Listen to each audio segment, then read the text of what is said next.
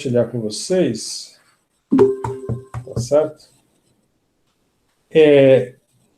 A coisa mais importante hoje que nós vamos falar da importância do projeto. Eu vou até mostrar um projeto que eu abri já previamente no AutoCAD, para mostrar para vocês o que ele precisa ter de informação mínima para ser um projeto que seja execuível, né? Aquela gente que chama um projeto que tenha construtibilidade, tá certo? Eu acho que isso é uma das coisas mais importantes, ok? Então, vamos lá. Então, primeiramente, eu vou mostrar o projeto e depois a gente vai comentar um pouquinho sobre ele, depois eu vou entrar nas aulas e a gente vai olhar, vai dizer para vocês o que é importante a gente ter, ok? Tem até uma aluna que eu estou ajudando no TCC, que é a Gabriela. Aliás, a Gabriela está aí ou não? Eu não sei se ela entrou. Convidei ela para entrar. Ela está fazendo um TCC sobre a importância do projeto, orçamento, planejamento e gestão de uma obra, a partir de um projeto de arquitetura. Né? Ok? Então, vamos lá.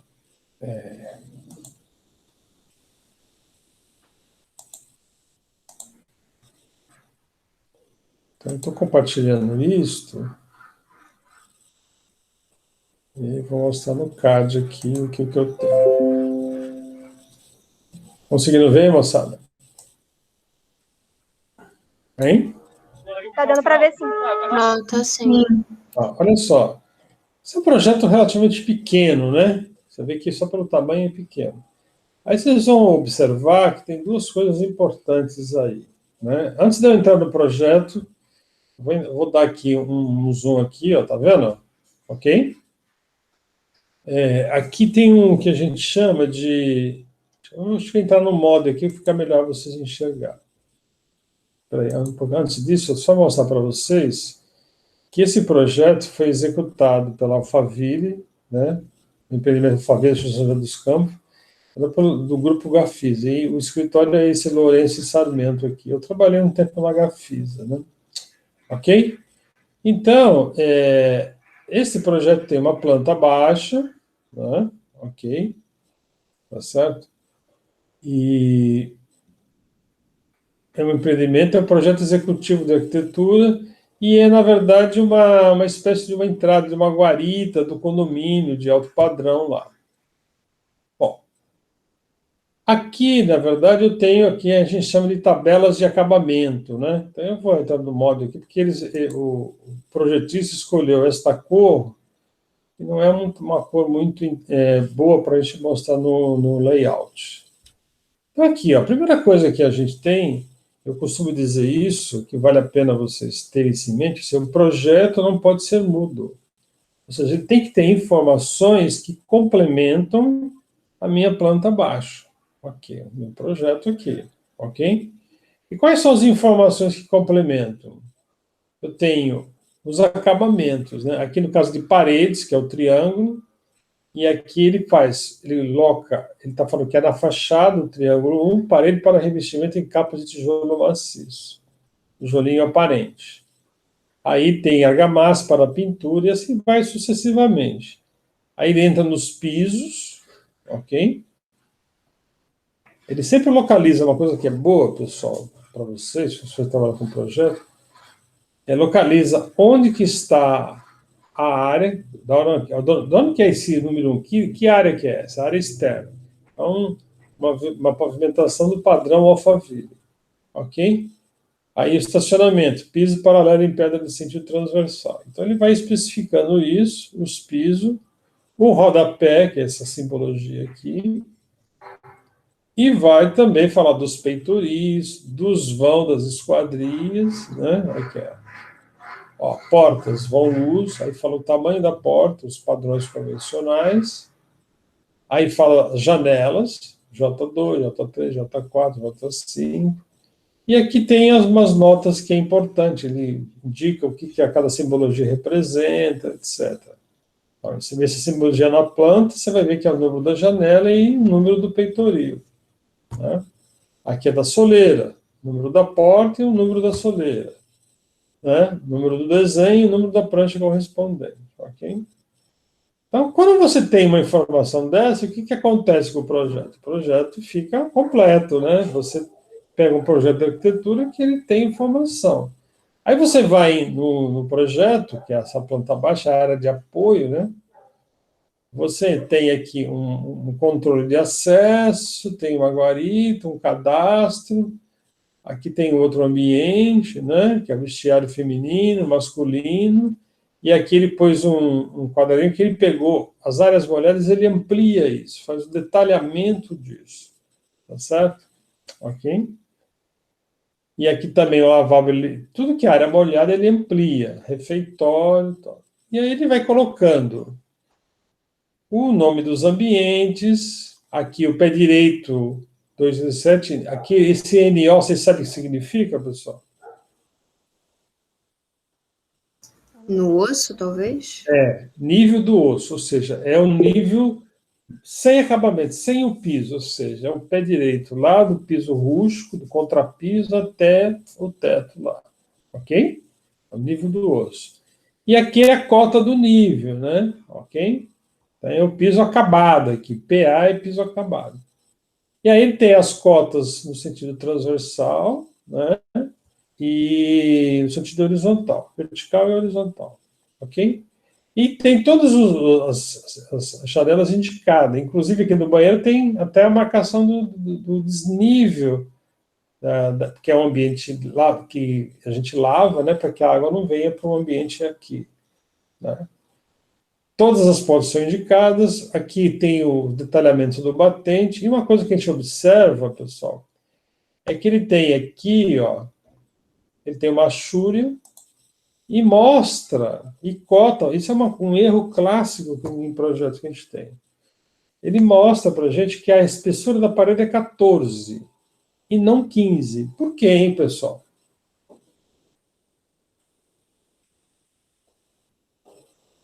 Porque os tijolos são de 14? Exatamente. O bloco padrão oficial é 14, 19 por 39. 14 de largura, 19 de altura e 39 de comprimento. Esse é um padrão, entendeu? Então, o que acontece? E aí ele tem a linha do acabamento que é feito lá. Mas por que ele cota os 14 e a linha de acabamento ele não cota? Porque o acabamento é variável. Então, por exemplo, eu sou empreiteiro, eu vou marcar a obra. Se eu tenho lá, o meu bloco é de 14, e aqui nesse lado é a parede externa, é de 20, é um bloco de 20, então o bloco de 20 é 19 por 39. Então, esses cuidados no projeto, né, esse aqui é um projeto bem elaborado, ele garante o quê?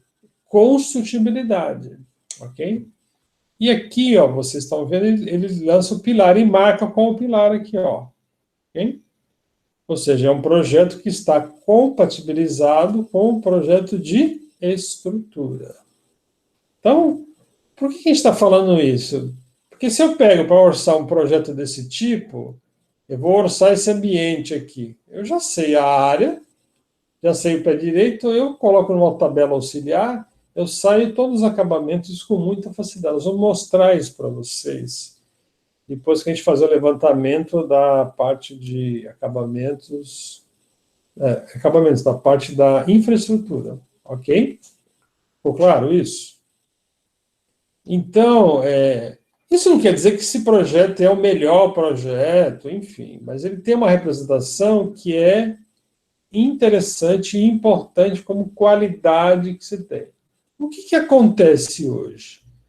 Os arquitetos, principalmente os recém-formados, eles fazem um projeto que é inferior a essa exigência que nós temos, entendeu? Aqui, por exemplo, olha só, por que ele tem aqui dois triângulos um sobre o outro? Quem é capaz de me dizer?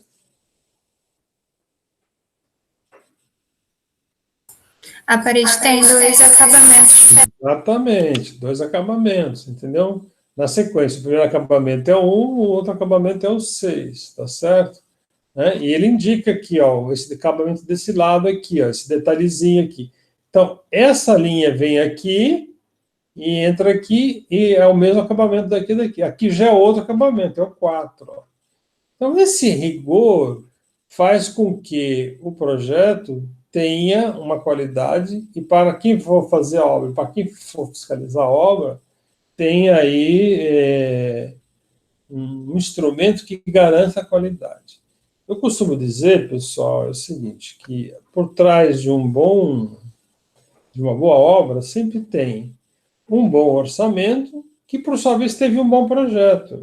Ou seja, para você ter um bom orçamento, tem que ter um projeto bom. E para ter uma obra boa, tem que ter um orçamento bom. Entendeu? Então, as coisas vão se falando, né? Elas são uma acaba dependendo da outra. Acho que isso é que faz com que os nossos trabalhos sejam maus. Infelizmente, o que acontece?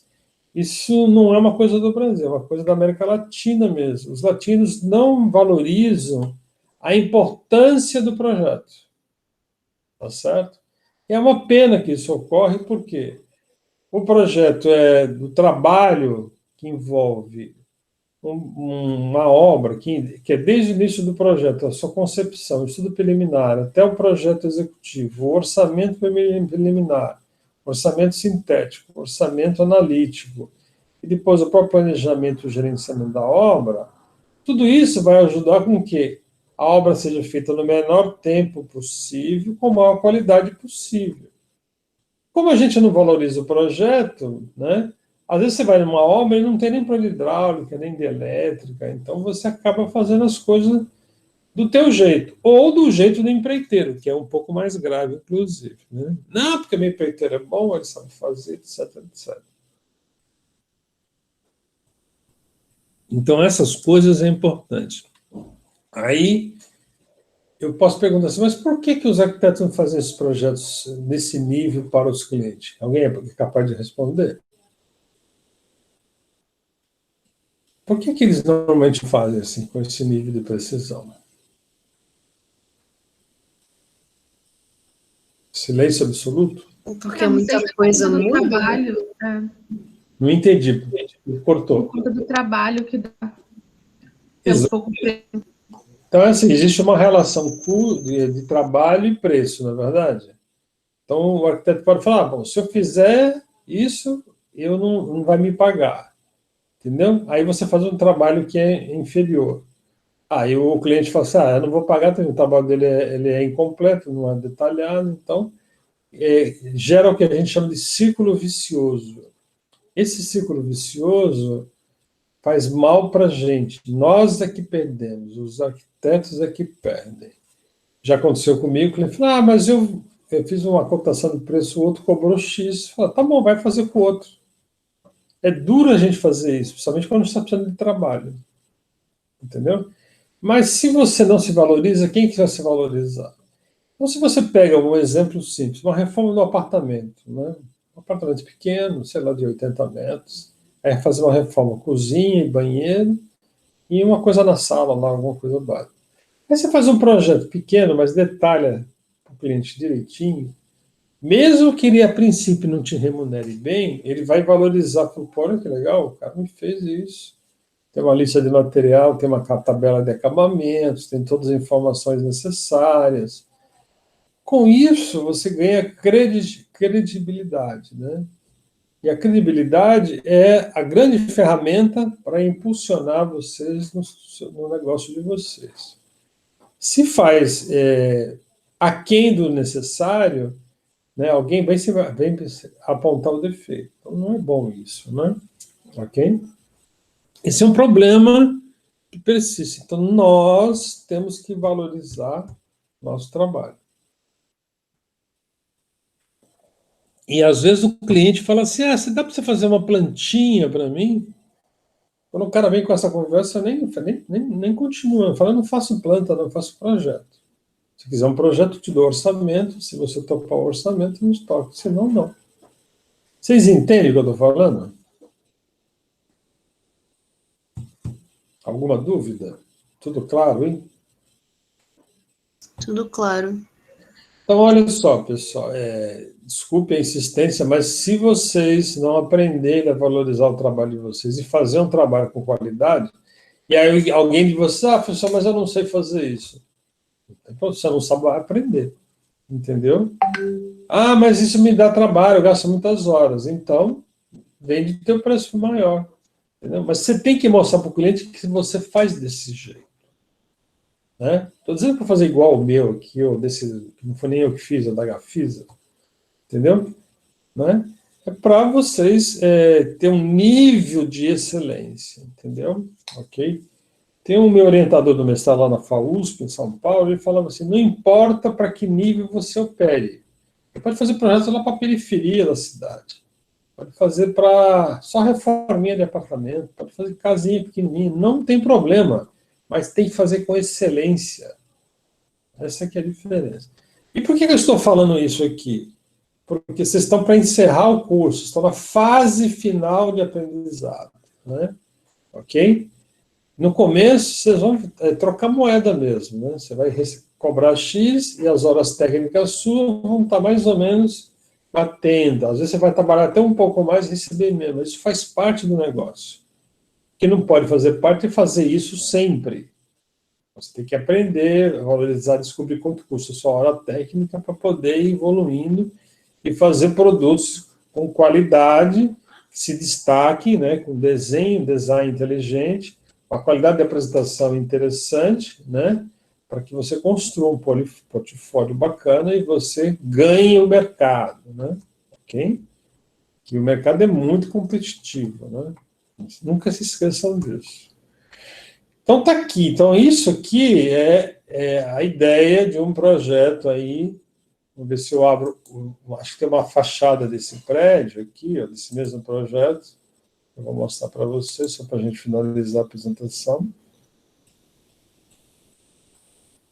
Ok. Olha aí, ó. Está a prancha formada, aqui eu vou entrar no módulo para vocês verem melhor. Né? Então, aqui é a mesma tabela de acabamento, ok? E aqui está a elevação. Ó. Então, quando você faz um projeto que especifica os materiais, né? Coloca a textura dos materiais, faz uma indicação correta, indica os detalhes que vão ser demonstrados à parte, né? Os elementos, isso valoriza o teu projeto, né? Ok? Beleza? Olha aí. Né? Muito bem. Fazer isso não é difícil, vocês sabem fazer, vocês dominam. E agora, com a ferramenta mais atual, que é o Revit, para quem tem domínio, faz isso com mais facilidade ainda. Né? Ok? Planta da cobertura, vou mostrar para vocês também.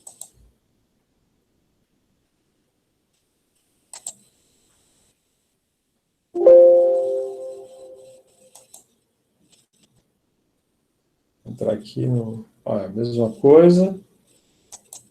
Ó. Aqui, a planta de cobertura está aqui. Ó. Né? Entalhamento do telhado. Né? Olha aí as caixas d'água. Né? O desenho, tudo cotadinho. Quando a gente vai com um desenho desse para a obra, fica muito mais fácil, né? A gente evita erros, né? Tem uma qualidade no trabalho, ok? Beleza? Muito bem, então eu vou parar de compartilhar isso. Mais alguma dúvida? Vocês têm alguma pergunta?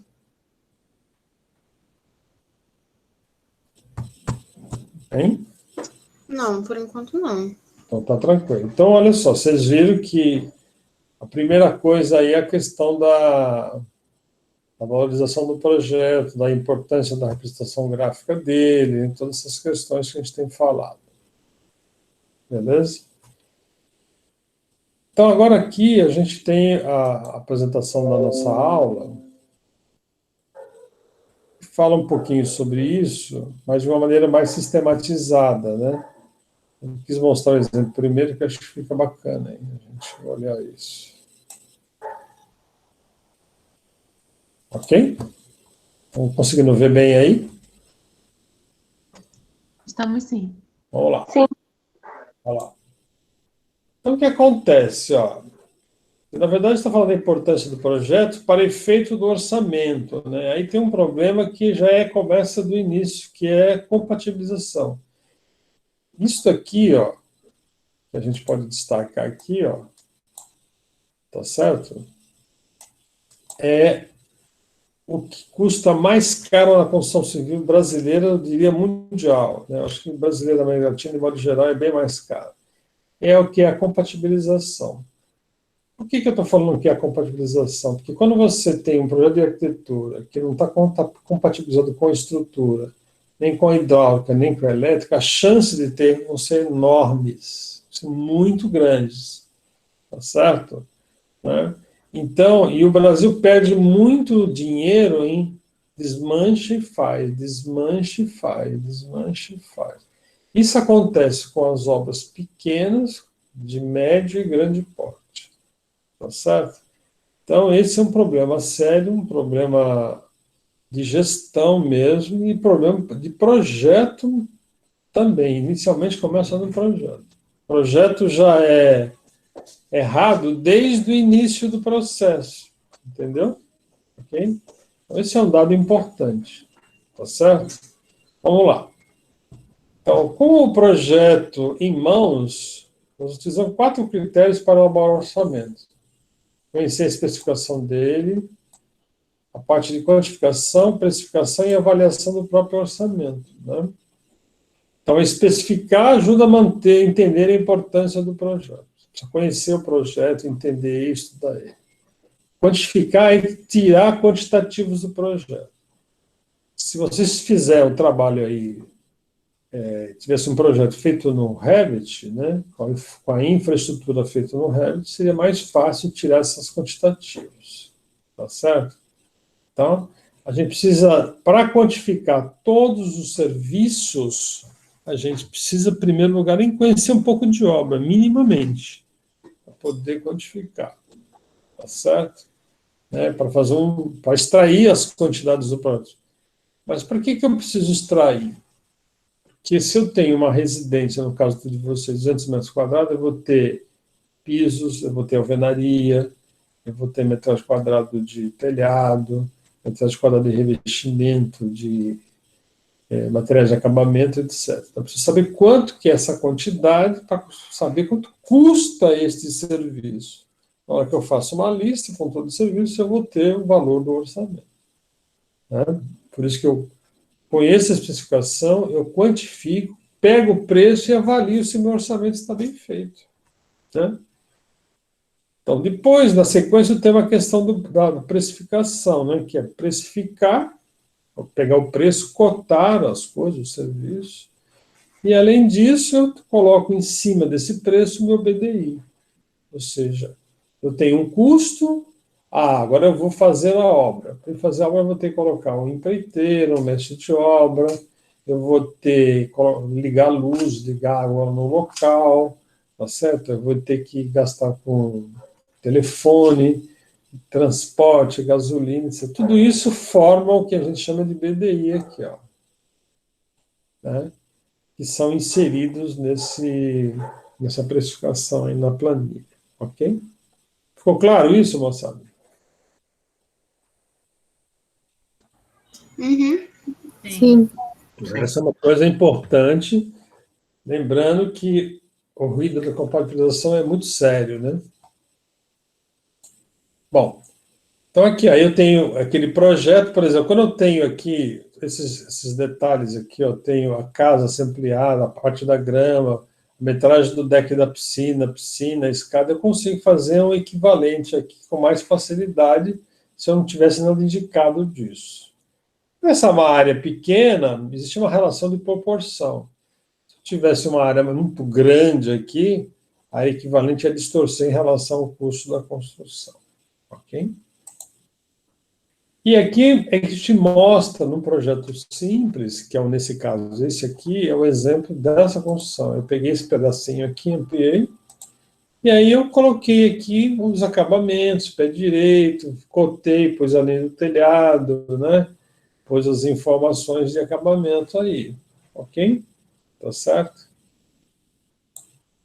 E aí detalhei um pouco mais, para vocês verem aqui, ó. Tá?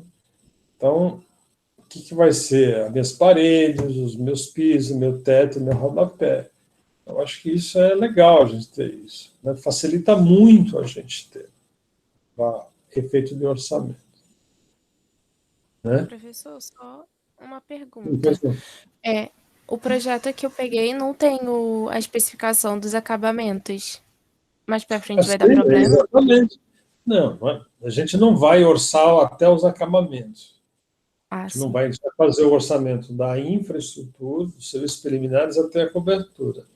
Mas você já percebeu a dificuldade, né? Porque se não tem, quem que vai ter que decidir? Vai ser você, né? Como orçamentista. Né? Que é uma gravidade, né? E acontece de monte isso, entendeu? Ok? Mas eu vou ensinar para vocês, tem uma tabela que é muito interessante, que a gente desenvolveu, quando trabalhava na prefeitura, a gente desenvolveu uma tabela que a gente fazia muita escola. E a escola tem muitas salas de aula, ambientes que se repetem, né? Então, a gente desenvolveu uma tabela quando a gente põe os lados, né? As dimensões do ambiente, o pé direito, aí ele solta a área, a metragem quadrada, ele solta o perímetro, aí eu indico os acabamentos, aí ele vai colocando em tabelinhas separadas o resumo desses acabamentos. É uma facilidade, né? Porque aquilo ali já vira uma memória de cálculo e você não se perde, né? Ok? Tá certo? Então, tá aí a demonstração para vocês dessa importância que a gente mostrou lá. Outra coisa que eu quero mostrar é o seguinte, existe uma norma internacional de como a gente representa e registra o arquivo, né, do meu projeto. Inclusive a ASBEA. O que é a ASBEA? Associação Brasileira dos Escritórios de Arquitetura. Ela tem uma norma, um texto, por escrito em PDF, que ela ensina os arquitetos a como numerar a planta, a como construir no próprio computador uma sequência de arquivos onde você controla as revisões do seu projeto, tá certo? Né? Então, ele mostra isso com muita clareza. Eu vou colocar isso para vocês depois, vou até anotar aqui. Acho que vale a pena dar uma olhada, para vocês terem minimamente uma organização no computador de vocês, para que vocês não se percam em relação às revisões, né?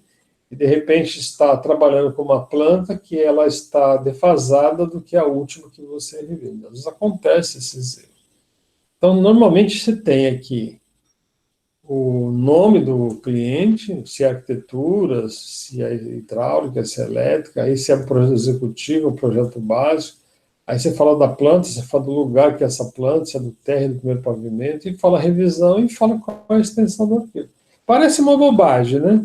Mas na hora que eu leio a sequência, eu sei exatamente onde acho no meu arquivo, eu sei do que se trata isso, sem inclusive ver a planta, ok? Tá bom? Tá? Então, vou pegar esse material, essa tabela aí das BEA para mandar para vocês. Acho que é legal vocês terem isso. Né? Isso é uma preocupação que a associação tem para que os arquitetos tenham um padrão mínimo de apresentação de projeto, etc, etc. Ok? Alguém conhece? Eu vou falar o que é as BEA? Alguém conhece? Eu já tinha ouvido falar porque no meu estágio usam esse padrão. Legal. Inclusive, as BEA, eu tive, antes da pandemia, em 2019, ela promoveu uma série de eventos e me convidou. Não sei como eles acharam meu nome, me convidaram lá. Eu fui lá, em 3 eventos com coquetel, e um deles eu conheci o Índio da Costa. E no outro eu conheci o Ivo Mairenes. Eles fizeram a apresentação dos trabalhos. A apresentação do Ivo Mairenes foi muito legal, porque ele apresentou a Casa Folha dele, que é um projeto sintomático, né, do arquiteto carioca, e apresentou também o projeto da Casa Ponta do Leste. Até eu recomendo a vocês, para vocês olharem, para quem vocês estão na fase final, né, que for fazer TCC em projeto, dá uma olhada no site do Ivo Mairenes. Vale a pena, viu, pessoal? Tem uns projetos bem interessantes. E agora, recentemente, eu estava vendo no Globo essa semana, o Índio da Costa ganhou um projeto aqui na orla de São Francisco. Aritas, eu acho. Aritas, né? Eu achei bem interessante, a proposta é muito legal, e a matéria fala, inclusive, que vai ter aí um trabalho de de coparticipação da população, principalmente das pessoas que têm os quiosques, né? Eu achei bem legal isso. Então, o cara está aí, ó, militando e ganhando e participando, né? Só para complementar, a hora que vocês terminarem o curso, montem lá um grupo de arquitetos associados de vocês, ou uma sociedade, comece a participar dos concursos, mesmo que a gente pague para fazer o concurso, porque o concurso dá trabalho, né? Você gasta muita hora, mas às vezes numa dessas você ganha um prêmio, ganha uma menção honrosa, etc, etc, e vai construindo o portfólio de vocês, né? Por exemplo, esse projeto que eu fiz aqui, vocês estão vendo a imagem, que na verdade é esse projeto aqui, ó, né, que é esse aqui, ó, é uma planta simples, mas ele deixou o cliente muito satisfeito, porque, apesar de ser simples, esse profissional, o nome dele é João Fierro, ele é terapeuta, ele usa esse espaço muito emblemático, né? A gente teve um cuidado de fazer em relação às cores, tudo, para atender os seus clientes. E quando está em pleno verão, muitas vezes atende o cliente dentro da piscina, e acho que é uma coisa bem legal aí, ele ficou muito satisfeito, e eu acho que é bom a gente, quando faz um trabalho, o cliente gosta do nosso trabalho, né? Acho que é bem legal isso. Tá certo? Muito bem. Então, aqui vamos falar um pouquinho da especificação, né? Para deve enumerar de forma clara todos os detalhes, elementos técnicos. Aqui o projeto não pode ser mudo, já falei para vocês. Deve informar todos os elementos de acabamento, né? Interno e externo, tá? E aí é aquilo que eu falei agora há pouco, né? Por trás de uma boa obra, sempre tem um bom orçamento, que talvez tenha um bom projeto. E aprender a fazer uma boa identificação, aí eu recomendei para vocês aí, esse material que eu vou mandar, que é das BEA aí, que acho que vale a pena vocês conhecerem. Tá certo? Ok? Bom, aqui, olha só, no projeto, a gente tem que identificar claramente o nome dos ambientes, as dimensões dele, dimensões das paredes. Isso aqui, no começo, o pessoal usava como uma espécie de checklist quando estava trabalhando no CAD. Depois do lado, falava, agora eu vou colocar o nome dos ambientes. Colocava tudo, riscava. Colocar as dimensões, riscava. Dimensão das coisas, a área interna, pé direito, indicação da esquadria. Quando você faz essa metodologia que é sequencial, né, quando você vai fazendo, ok, terminei esse, ok, terminei esse, ok. Aí, o que vai acontecer? Você não esquece das coisas, né? Você começa a olhar uma planta muito grande, a tendência de esquecer é fácil. Aí você gasta muito mais tempo do que a gente tinha, né? Ok? Ô, Laura, deixa eu fazer uma pergunta. Você lembra quando você estava em PA3? Lembra disso? Lembro. Fez um trabalho lá um trabalho bonito no CAD. Deu muito trabalho aquilo. Trabalho, né? Mas, e olha só, e vou te falar uma coisa para você. Lá naquela época a gente fez muito mais do que nós estamos fazendo atualmente. Eu acho que os alunos perderam qualidade, os que estão agora no PA3. Eu não sei porquê, eu quero até entender isso, viu, Laura? Eu não sei porquê.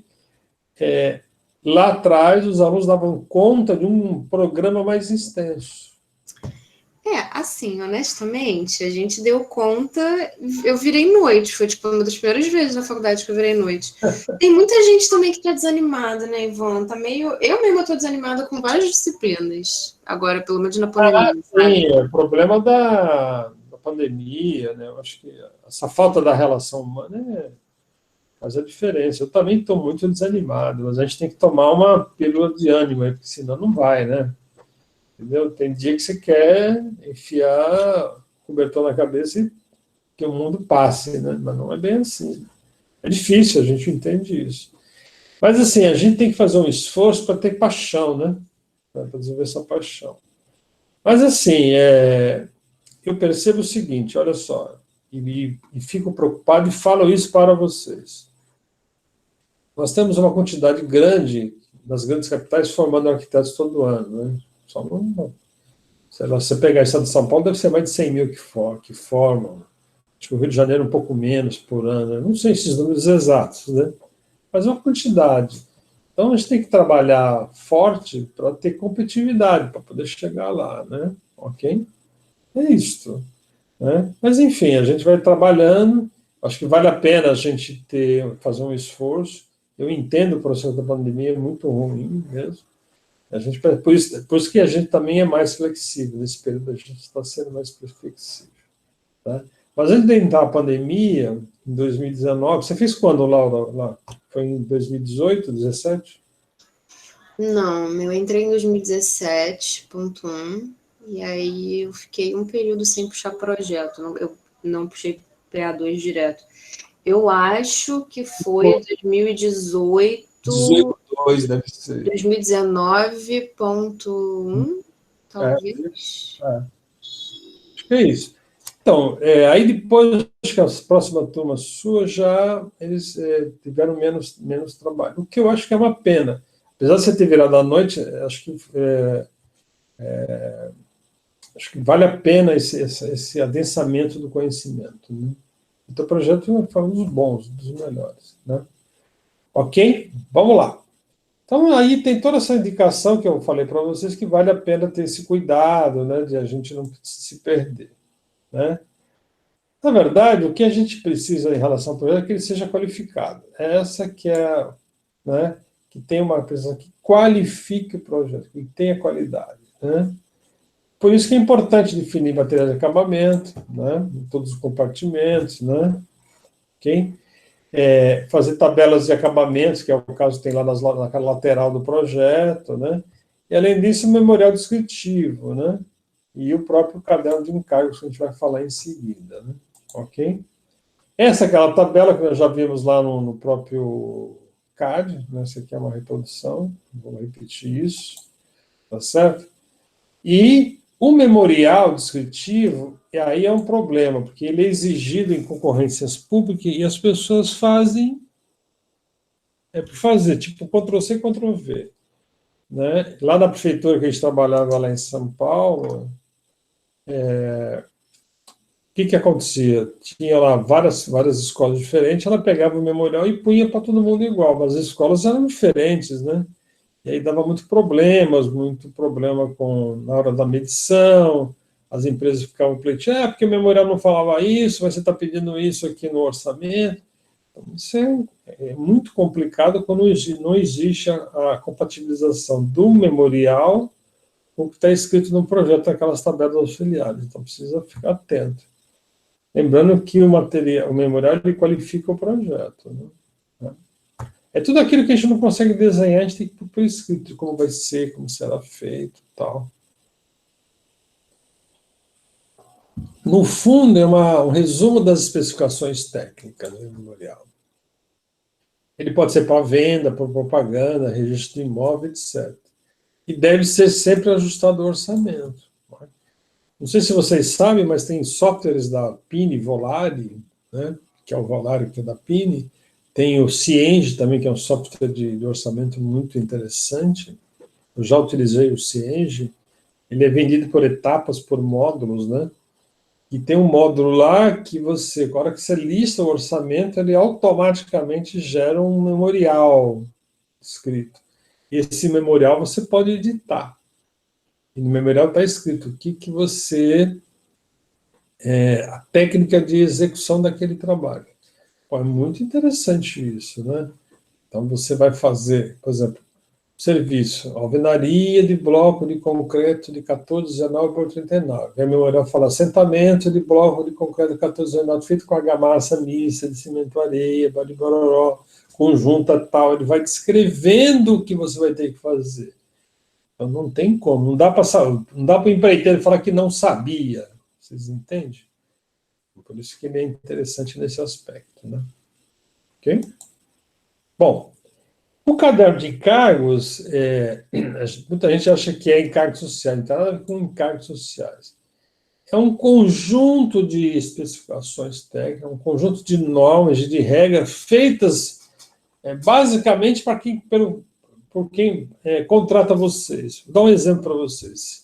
Vamos supor que se você foi contratar fazer um projeto para a Caixa Econômica Federal, um projeto de reforma de unidades sanitárias, um projeto simples.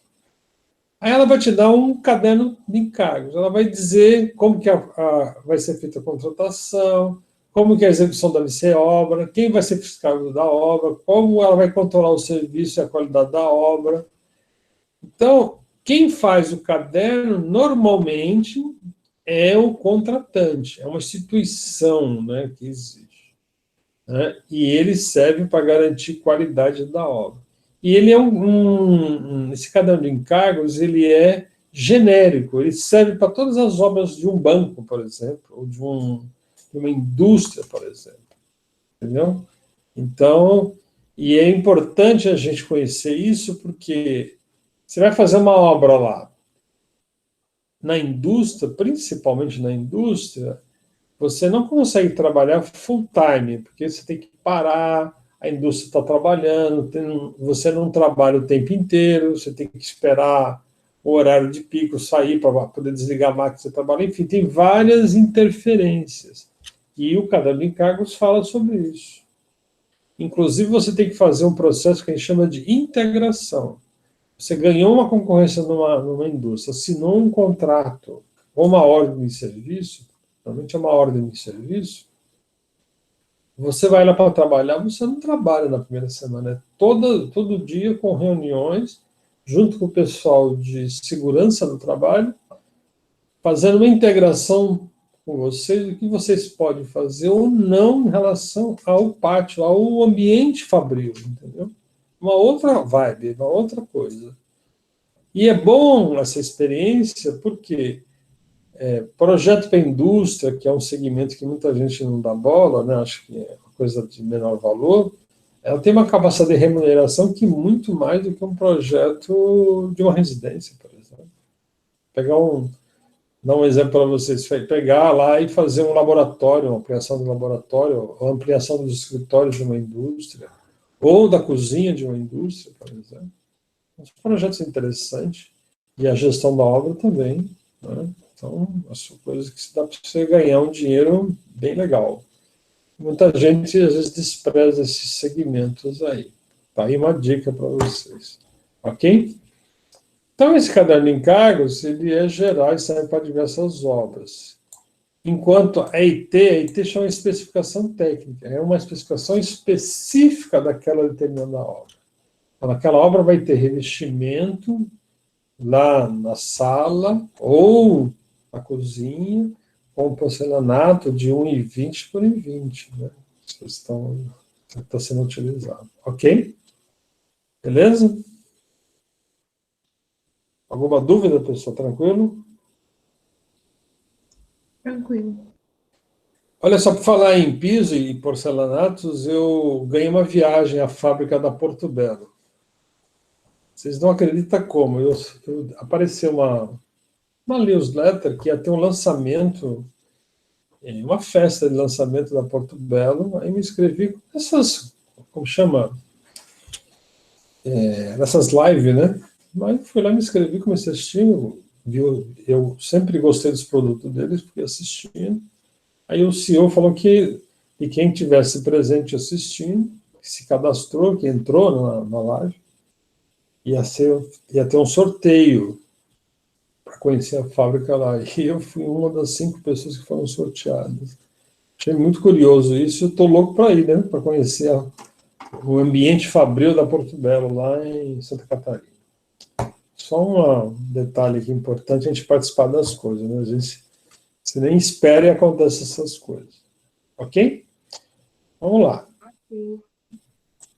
Muito bom. A especificação técnica, né? Que é diferente dos encargos, os encargos é muito mais genérico, serve para orientar você como fazer a obra. Ele descreve de forma precisa, completa e ordenada os materiais, né? Aí ele vai falar como que vai ser a forma de execução, né? E tal piso cerâmico, etc, etc, né? E ele complementa a parte gráfica, né? Que é uma coisa inerente a ele, tá certo? E tem grandes informações que devem ser gerenciadas ao longo da obra. E facilmente provoca confusões, né? Ok? Então, precisa ter uma especificação técnica, faz a diferença para que o produto tenha uma duração, tenha longa duração, aplicação desse produto, né? Ok? Além disso, ele define claramente a marca e a forma de execução. Acho que isso aqui é importante, vale a pena. Tem muito empreiteiro aqui, quando você tem um material novo que lançou, aí você aplica de qualquer jeito, o material é caro, mas a mão de obra não é adequada, a pessoa não lê como as especificações técnicas, e aí você pode perder muito dinheiro por falta desse cuidado, né? De ter detalhado as especificações técnicas, tá certo? E aí é o seguinte, olha só, a partir de 98, a NBR 14037 exigiu aí o manual do proprietário. Em 98, foi lançado o Código do Consumidor, não sei se vocês sabem disso, né? E a partir desse ano, as empresas ficaram muito mais atentas para não sofrerem as penalidades em função do código, né? Como não tinha isso antes, o consumidor era muito enganado, né? O serviço não tinha qualidade, e isso melhorou bastante, somente na construção civil, né? Somente quem faz incorporação imobiliária e tal, constrói apartamento para vender. Então, ele acabou sendo parte do manual, é um resumo das especificações técnicas, entendeu? Então, hoje, qualquer incorporadora que faz um edifício, quando ela entrega o imóvel, ela entrega um manual do proprietário, ela dentro desse manual tem as especificações técnicas, de como limpa o produto, de como cuida, qual o melhor material a ser utilizado, enfim, tem várias informações relevantes. Inclusive, tem plantas mostrando onde que não pode furar a parede, etc, etc. Eu acho que é bem importante isso, né? E é fundamental para a qualidade e vida útil do imóvel. Mas uma pergunta boba para você: quem sabe o que quer dizer vida útil do imóvel?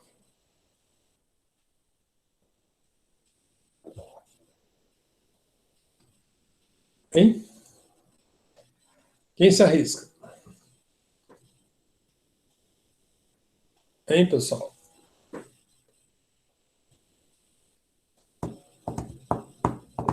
Professor, eu vou chutar. Eu penso que pode ser por o tempo que o imóvel fica sem a manutenção. Na verdade, a vida útil é o seguinte, olha só. A norma, nosso Código de Obras aqui, a norma do consumidor fala o seguinte, que até 5 anos você tem que não ter problema no seu imóvel, que eu acho muito curto tempo. Eu acho 5 anos passar muito rápido, né? Sem nenhum problema, tá certo? O ideal seria que uma construção moderna hoje tivesse uma vida útil, né, ao longo do tempo, sem grandes intervenções, né, acima de 50 anos, tá certo? Mas a gente sabe que isso, às vezes, é difícil, tem muito gasto, muito investimento. Por quê? O que acontece? Olha só, você entregou um imóvel hoje, o cara começa a usar, tá certo? O uso vai degradando o material, né? Aí você faz uma pequena intervençãozinha, que é uma pinturinha, uma pintura externa, né? E aí você leva aquele imóvel no padrão do início, né? Na verdade, você faz uma pequena intervenção. Aí você vai usando de novo, a qualidade vai caindo, aí você faz uma pequena intervenção, sobe de novo. Se você fizer essas pequenas manutenções, que chama preventivas ou preditivas, o que é uma manutenção preditiva? É aquela que já, com antecipação, verifica que eu preciso trocar essa tal peça porque vai quebrar, principalmente quando tem motores, né? A aviação faz muito isso. Tem X hora de voo, cara, tem que trocar essa peça, mesmo que ela pareça intacta, parece nova, mas troca. Já deu o tempo dela. É assim que a gente garante na aviação a segurança de voos, né? Vocês viram o edifício que caiu lá recentemente? Foi aqui foi nos Estados Unidos agora, recente aí, né? Metade do edifício foi para baixo, várias pessoas morreram, né? Enfim, acontecem essas coisas, porque às vezes o edifício está indicando problemas você vai postergar, vai empurrando com a barriga, né? E de repente o concreto ele tem um comportamento que Ele vai chorando, vai mostrando os defeitos, trinquinhas, trinca ali, trinca ali, trinca ali, de repente desaba de uma vez só, pá! Entendeu? Então, é esse cuidado que a gente tem. Então, a vida útil é tentar elevar através de ações preventivas e preditivas, antecipando as coisas, né, antes que isso é muito comum em prédios, né?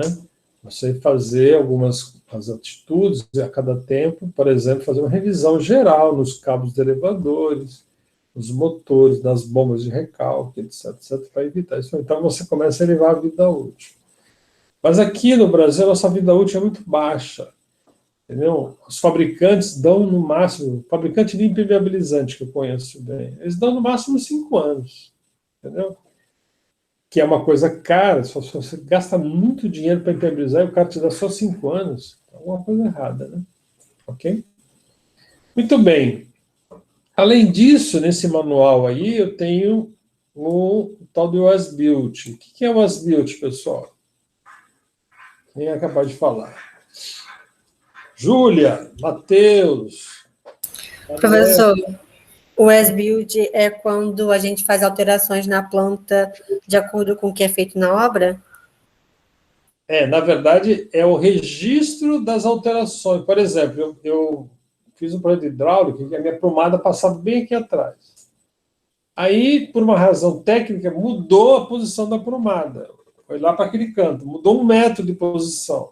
Aí eu redesenho mostrando a posição que ela está passando. Então, eu faço um desenho do que realmente foi feito. Por quê? Pô, a prumada da água é importante. Eu preciso saber que ela deslocou. Porque se eu sei que ela está no novo lugar, eu vou... Se o projeto registra isso fielmente, eu não vou perfurar, não vou pendurar nada, vou evitar de fazer qualquer coisa naquela área. Entendeu? Ok? E eu lembro que no início da aula eu falei da importância da compatibilização, né? Compatibilização é um dos problemas sérios. Você vai lá, você começa a fazer a obra, você começa a construir a arquitetura, os pilares de viga, e o cara vem da hidráulica lá, não consegue fazer porque não foi prevista a passagem dos canos. O cara concretou uma laje sem colocar os canos importantes de distribuição de pontos de luz. Isso é um absurdo. É um problema sério, isso custa muito dinheiro. O Brasil perde muito dinheiro, né? Segundo a última vez que eu li sobre essa matéria, o Brasil chega a perder por ano mais de 80 milhões de dólares com essa história de desmanche e faz, desmanche e faz, desmanche e faz. É muito dinheiro, né? Ok? Barato sai caro, né? Então, um bom projeto, né, para efeito do orçamento, é quando ocorre a compatibilização, isso que eu acabei de falar, né? Então, a compatibilização, na verdade, acaba determinando um bom desempenho do projeto em termos do tempo, né? E em termos também de custo e qualidade. Então, a compatibilização é vista como ação de detectar falhas, né, preventivamente, né? Isso começa lá na fase que a gente chama de estudos preliminares, né? Ok? A gente avalia soluções propostas. Por exemplo, assim, se alguém falar, professor, eu vou colocar um piso assim, assim, assado na parte externa. Fala, não ponha que vai dar problema. Eu já preliminarmente, a nível do projeto, sem ter a obra ainda, falei, esse material não presta para ir. Ok? Vocês conhecem algum material que vocês não utilizariam jamais na obra de vocês? Vocês conhecem algum material desse tipo? Dá um exemplo para mim, quem conhece. Fala, esse material eu nunca vou pôr na minha casa, pelo amor de Deus. Dá um exemplo aí.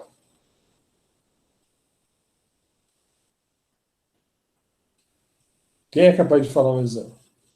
Do cotidiano mesmo de vocês. Ou da experiência da casa de vocês. Esse material jamais foi na minha casa. Vamos lá, pessoal.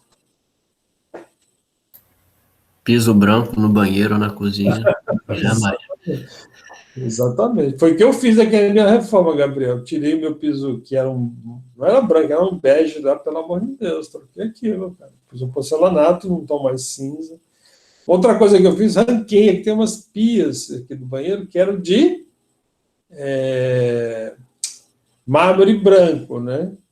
Aí o mármore branco começa com o tempo a desgastar, começa a encardir, então não dá, né? Então a gente começa a olhar. Fala com verdade, vocês colocariam num telhado de uma residência uma telha Eternite?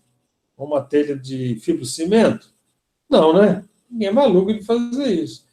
Então são especificações que às vezes começam de forma errada lá no projeto. Entendeu?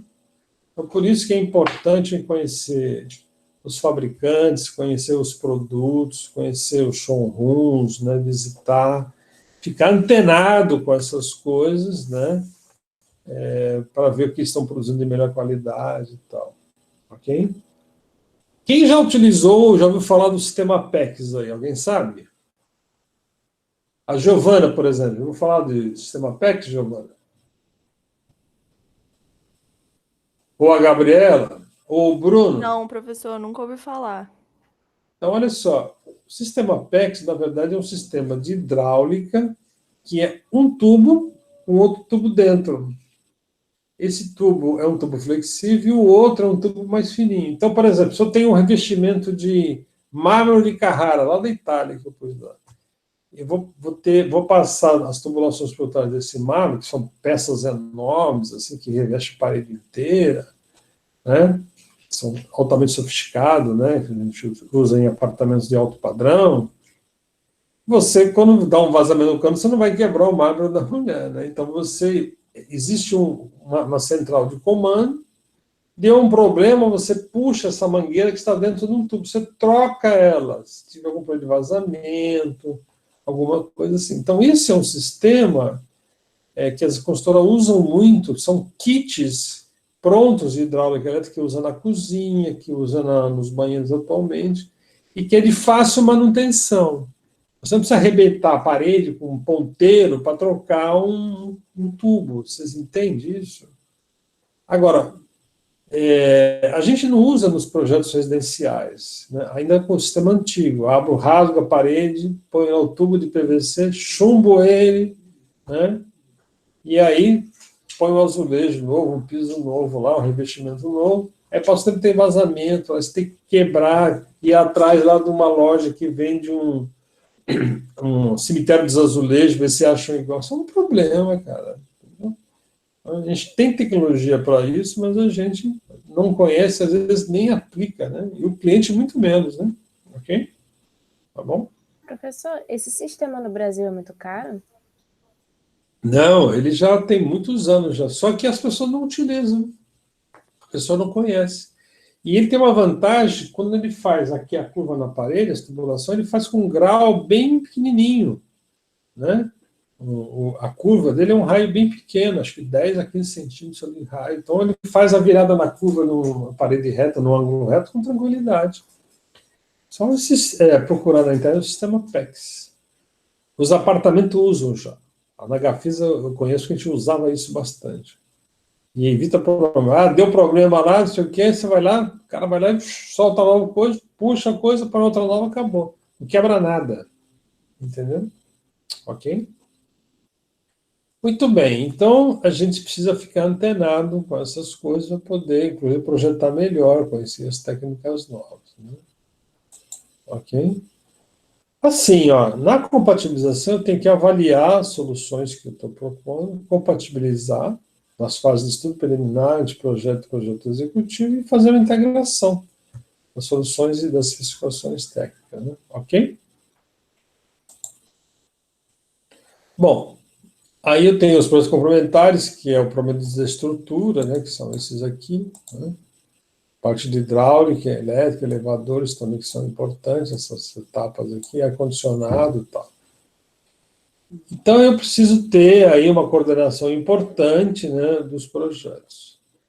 É possível fazer uma compatibilização de projeto utilizando o CAD, pessoal? Hein? Quem é capaz de dizer? Eu acho que possível senão é mais complicado, leva muito tempo. Dá mais trabalho, né, evidentemente.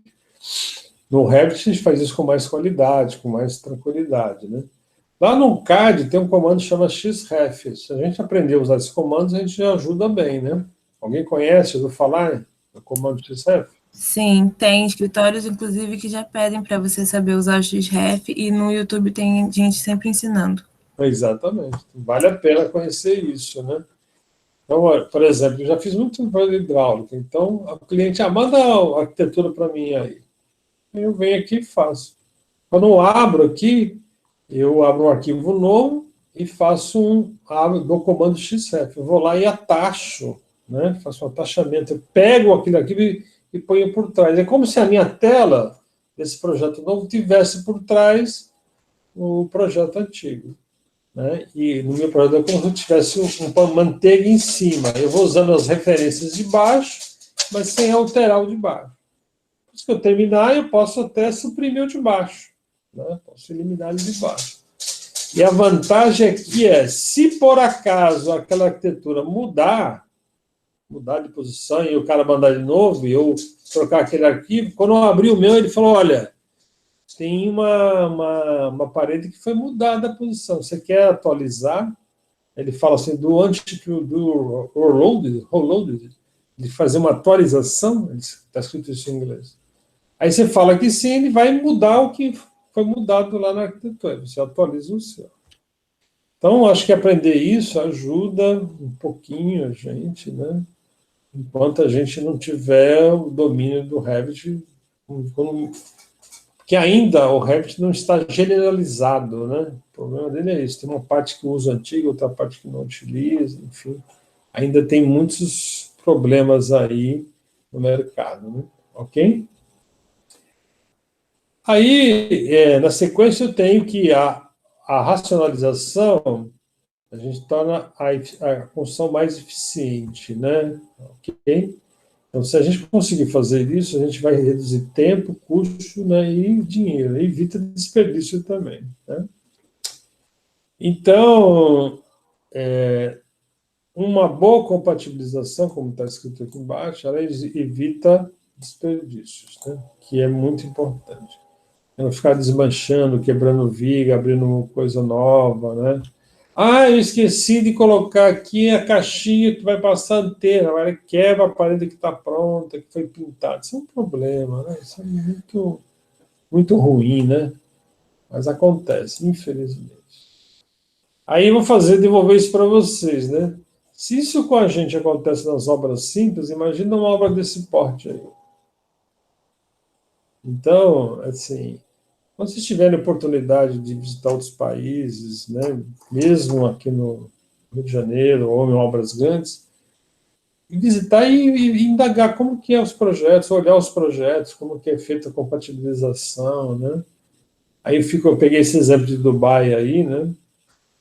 É um edifício que é para 55 mil pessoas, tem escritórios para 45 mil pessoas, tem 270 hectares de área construída, 200 pavimentos, 150 elevadores, né, uma torre de 1 quilômetro de altura. Então, se você não tiver projetos que sejam compatibilizados, né, é muito difícil fazer um empreendimento desta monta, né? Ok? E aqui, olha só, esse é um edifício residencial convencional. Quem é capaz de dizer para mim, olhando essa imagem, qual é o absurdo que vocês estão olhando aí? Falam para mim.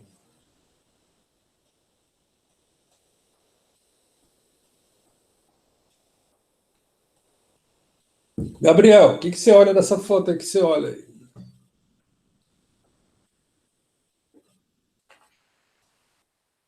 Meu professor, estou olhando aqui, mas não estou. Não sei. Essa foto aqui, ó, a fotografia. Tem um buraco aqui. O que você acha que é um buraco? A tubulação era para passar naquele buraco ali. Cara, exatamente isso. Esse buraco aí é o famoso shaft.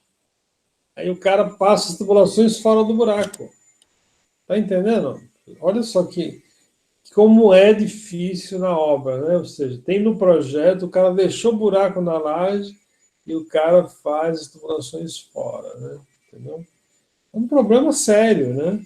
Aqui, nesse outro desenho, uma laje nervurada. Vocês estão vendo a nervura da laje aqui? Conseguem ver?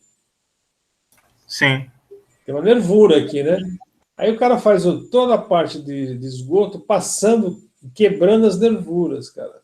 Quando tem nervura, a gente, na hora de fazer a concretagem, normalmente, nesses trechos, você elimina a nervura e faz uma laje maciça para poder passar as coisas, para ficar livre para passar por baixo. Então, um erro clássico, né? Então, o projeto de hidráulica provavelmente não chamou atenção e não pediu para o arquiteto, para o calculista, o engenheiro, trocar nesse trecho, fazer uma laje de caráter maciço. Só para dar um exemplo bobo, hein? Professor, e como é que resolve essa questão da Olha tubulação só, ali no tá chat? vendo aqui, ó, olha só, tá vendo aqui? Eu tenho essa laje maciça aqui, tá vendo? Tem essa malha aqui, né? Ok? Vocês estão vendo aqui? Essa malha que está por trás, onde está passando a bolinha. Tá vendo? Sim. Então, esta malha aqui, quando você tem tubulações passando, o que acontece?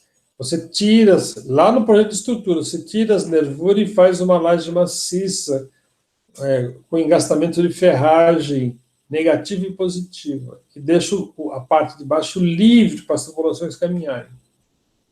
Então, ou seja, faltou uma conversa entre o projeto de hidráulica e de elétrica. E aqui você vê que ele está puxando as promadas aqui do shaft aqui, que foi posicionado, e a nervura está aqui, ó. Provavelmente houve uma falha de composição entre a hidráulica, a própria arquitetura e o projeto estrutural. As pessoas não se falaram, entendeu? Ok?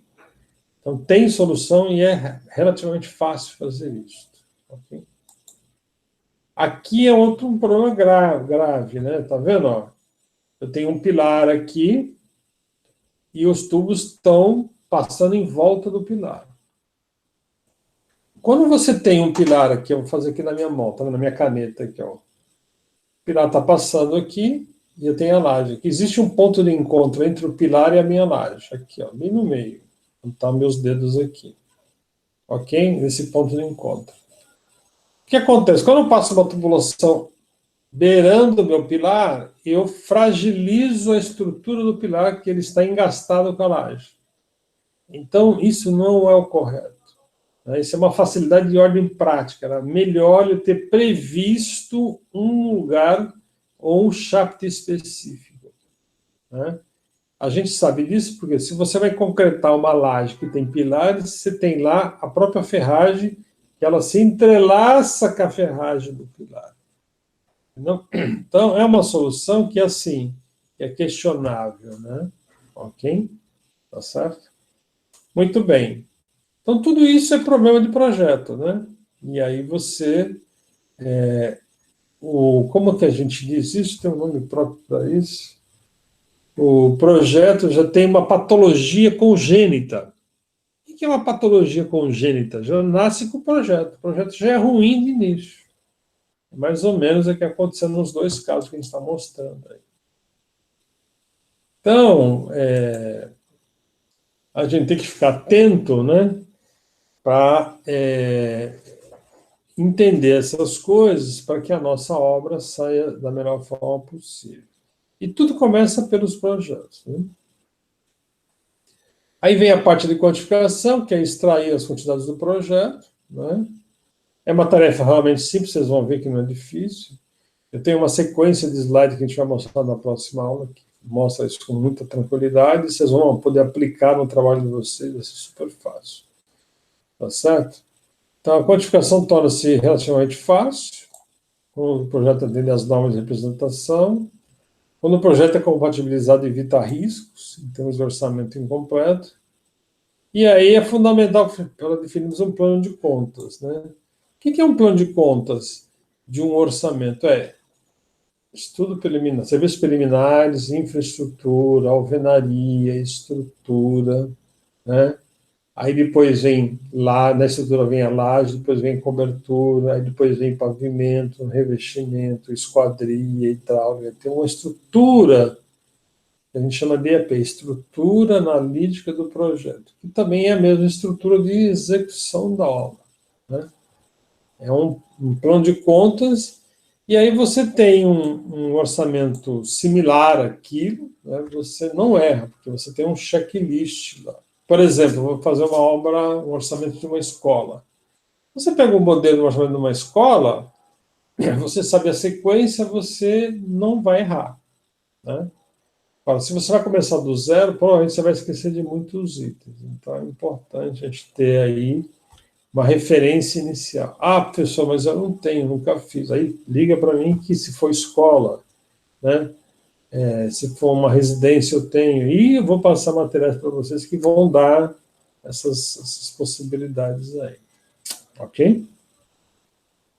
E aí é importante criar uma listagem das etapas dos serviços que seja compatível com o projeto, né, da própria obra, ok? Beleza? Aqui tem uma estrutura analítica, que é de acordo com a norma, né, mas essa estrutura é muito pobre, tem que ser o mínimo do mínimo, né, mas eu teria mais itens aí. Você pegar um projeto, um orçamento da Gafisa, tem muito mais que isso, né? Uma escola tem muito mais que isso. De uma residência bem feita tem mais que isso também. Mas aí a norma fala que minimamente precisa ter isso. E aqui eu tenho essa estrutura analítica, né, de uma residência, daquela do João Ferro. Ó. Eu tenho aqui serviços preliminares, movimento de terra, infraestrutura, impermeabilização, superestrutura, paredes, cobertura.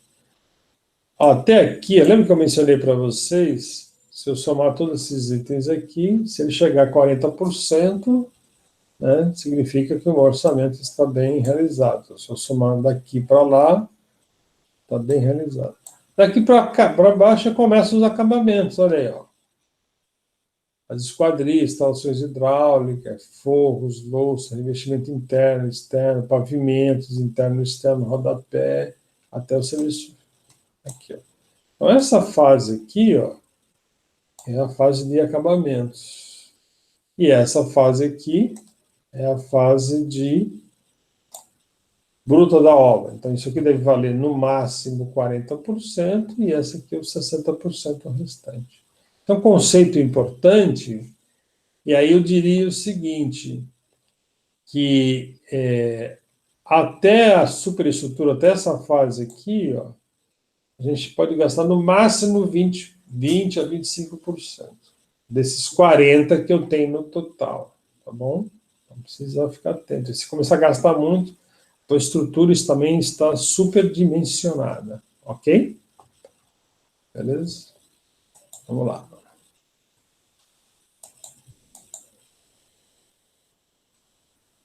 Aqui tem alguns critérios de quantificação, né? E aí tem critérios mais simples, outros mais sofisticados, mas a gente vai adotar um critério que eu acho que é legal e vai ser fácil. Concluída a relação do serviço, eu vou fazer a quantificação de quanto deve ser em cada serviço. Então, uma dica importante, no caso de vocês vão fazer, se eu achar uma metragem quadrada que deu 20,15 metros, sempre vai usar as duas casas, nunca arredonda nada, por gentileza, ok? Então, sempre trabalhar com duas casas decimais. Então, essa extração de quantidade é relativamente simples, né? E tem alguns critérios de medição, né? Vou dar um exemplo para vocês entenderem. Por exemplo, aqui eu tenho uma porta nesse meu escritório aqui. A porta tem 80 por 2,10, né, de largura. Aí eu vou pintar essa porta. Eu pinto o lado de fora, pinto a parte de dentro e faço a pintura do meu batente e dos meus alisares, ok? Normalmente as pessoas falam assim, olha, pintar uma porta, as folhas é fácil, dura quando chega nos batentes nesses detalhes. Então, o que eu faço? Eu pego o vão e multiplico por 3, para compensar esse trabalho que é mais lento. Vocês acham isso correto? O que vocês acham? Aí, moçada.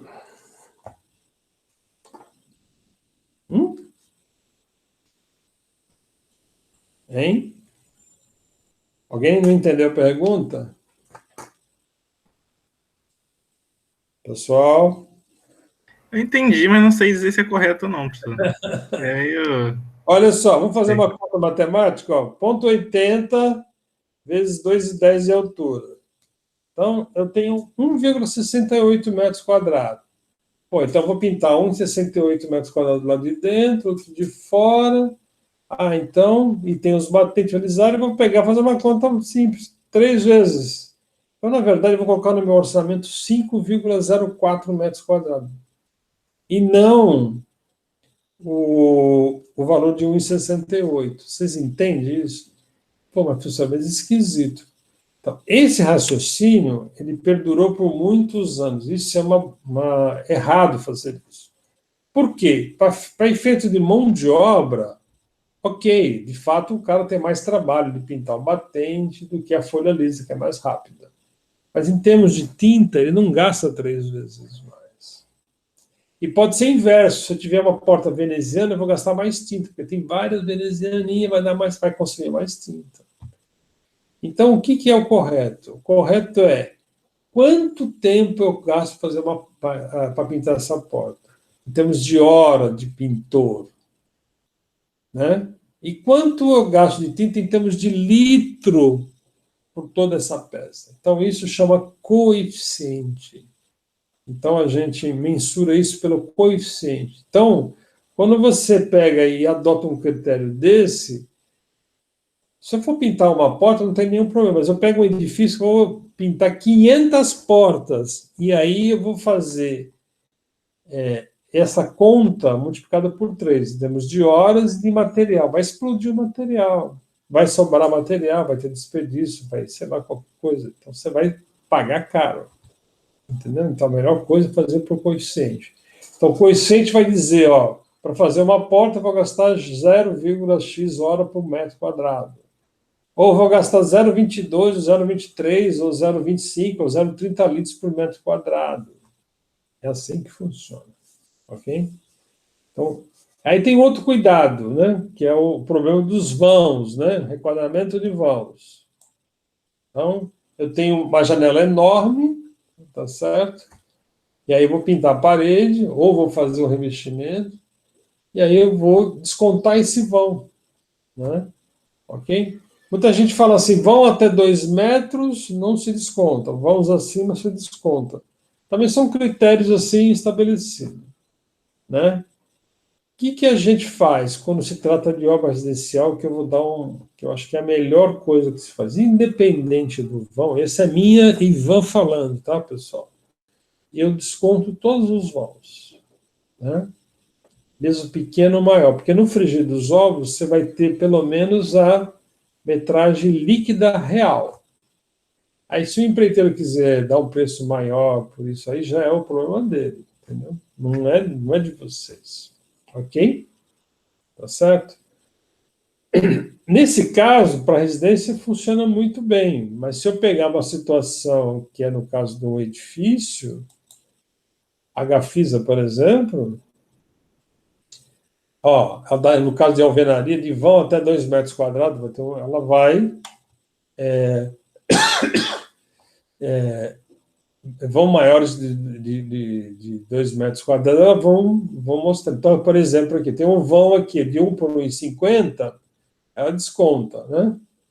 Não desconta, vão menores que 2 metros, entendeu? Então, vai descontar 0,0. Então, ela vai construindo essa tabela, que, no fundo, para fechar o orçamento, isso dá uma trabalheira que vocês nem imaginam, entendeu? Tá certo? Então, lá na prefeitura, na Secretaria de Obras de São Paulo, e depois eu também trabalhei em Itapevi, a gente adotava nas escolas fazer esse critério, né? Pegar as áreas líquidas, né? Principalmente porque nas salas de aula tinha muitas janelas, né? Então a gente descontava, né? Não tinha essas janelinhas muito pequenininhas, entendeu? Ok? E aí, como era uma concorrência pública, quem ia ganhar, quem deu o menor preço. E se ele deu o menor preço, ele assumiu aquela responsabilidade. Vai poder entrar no mérito disso. Então, no nosso caso, como sugestão, a gente, no levantamento de paredes, por exemplo, vocês vão fazer lá o levantamento do orçamento. Serviços preliminares, infraestrutura, alvenaria e cobertura. Vocês vão pegar as paredes, metade total, todas as paredes. Vai somar todos os vãos e vai descontar. E vai ter a parede líquida para vocês.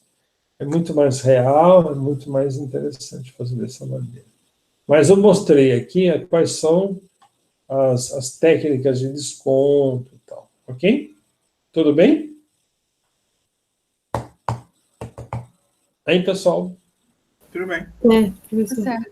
Mas vale a pena saber disso. E outra coisa, uma curiosidade, que eu, quando fui na Gafisa, não sabia, nos revestimentos de edifícios, por exemplo, se eu tenho uma empena reta, é tranquilo, né?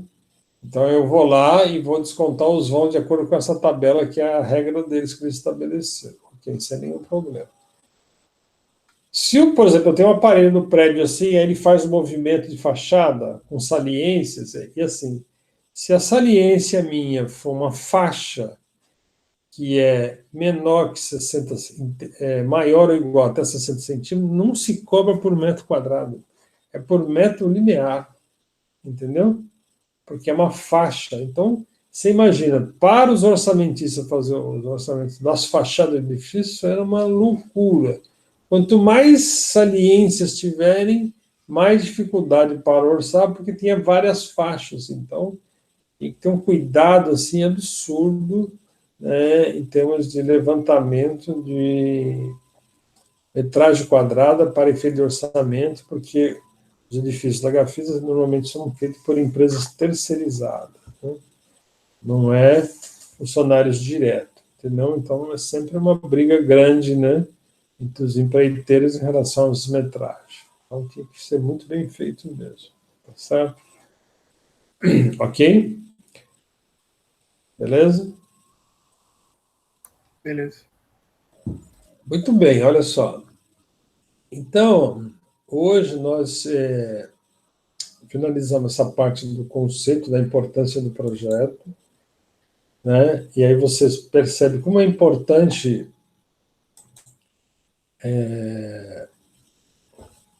ter esse projeto bem qualificado, bem elaborado, para facilitar o nosso orçamento, né? E isso é uma coisa importante porque garante a qualidade do próprio projeto, como também a qualidade do próprio orçamento futuro, né? Então, essa é uma decisão bem importante, a gente exigir isso. Como vocês estão em via de se formar, né, é importante também que no trabalho de vocês construíssem um padrão mínimo, né? Falar, meu projeto tem que ter essas coisas aqui, minimamente. Quem garante qualidade, até em termos de formato de apresentação, formato de folhas, formato de carimbo, né? Aí tudo associado, inclusive, à questão do marketing, questão ligada até à questão do seu site, então tudo isso faz parte. Eu queria perguntar a vocês se vocês conhecem um escritório americano chamado 30x40, vocês já ouviram falar? Não. Hã? Não. Tá, eu vou ver se aqui, eu vou colocar aqui, ver se eu acho aqui. Lá tem, eu vou pedir para... Ele tem um canal no YouTube, né, professor? Tem. Ah, é ótimo, eu adoro. Então, eu recomendo que vocês entrem nesse, chama 30 by 40, 30x40.